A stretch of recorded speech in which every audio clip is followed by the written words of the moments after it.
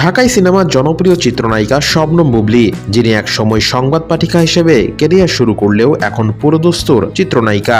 রূপালী পর্দায় নিজের অভিনয় দক্ষতা দিয়ে তিনি যেমন দর্শকদের মন জয় করেছেন, তেমনই সামাজিক যোগাযোগ মাধ্যমেও বেশ সরব থাকেন। এই তারকা প্রায়ই নিজের যাপিত জীবনের নানা মুহূর্ত ও অনুভূতি ভক্তদের সঙ্গে ভাগ করে নেন।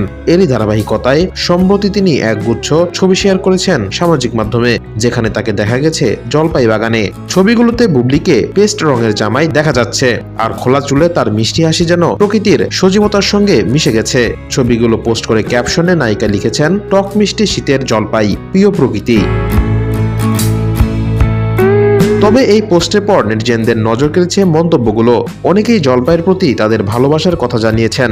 এক নেটিজেন লিখেছেন, জলপাই একটা লোভনীয় খাবার, কম বেশি সবারই লোভ জাগে দেখলে। অন্য একজন ভক্ত নায়িকার রূপে মুগ্ধ হয়ে লিখেছেন, জলপাইটা আপনার মতোই দেখতে আপু।